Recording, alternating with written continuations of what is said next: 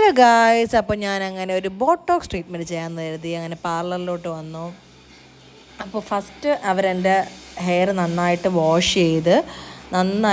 വാഷൊക്കെ ചെയ്ത് അതിനെ ഡ്രൈ ചെയ്ത് ബ്ലോ ഡ്രൈ ചെയ്തിട്ടാണ് അവർ ക്രീം അപ്ലൈ ചെയ്തത്. ക്രീം അപ്ലൈ ചെയ്ത് കഴിഞ്ഞതിന് ശേഷം പിന്നെ ഒരു 45 മിനിറ്റ്സ് നമ്മൾ വെയിറ്റ് ചെയ്യണം, കുറച്ച് നേരം ഇരിക്കണം. അങ്ങനെ നന്നായിട്ട് ക്രീമൊക്കെ നന്നായിട്ട് ഉണങ്ങിയതിന് ശേഷം അതിനുശേഷം വാഷ് ചെയ്തില്ല. അതിന് ശേഷം തന്നെ ഇവരെന്ത് ചെയ്തു, നന്നായിട്ട് ഒന്ന് ബ്ലോ ഡ്രൈ ചെയ്തതിന് ശേഷം അയൺ ചെയ്തു. ബ്ലോ ഡ്രൈ നന്നായിട്ട് അപ്പോൾ തന്നെ നമ്മുടെ മുടി ഡ്രൈ ചെയ്യുമ്പോൾ തന്നെ നമുക്ക് ഹീറ്റ് ചെയ്യുമ്പോൾ തന്നെ നമുക്കൊരു നല്ല സ്ട്രെയിറ്റ് ആയിട്ട് വരുന്ന പോലെ തോന്നും. അതിനുശേഷം അയൺ ചെയ്യുമ്പോൾ അവർ കുറച്ച് മുടി ഇങ്ങനെ സ്റ്റാൻഡായിട്ടല്ലേ എടുക്കുന്നത്. അതൊരു 13 to 14 ടൈംസൊക്കെ അവർ അയൺ ചെയ്യുവേ.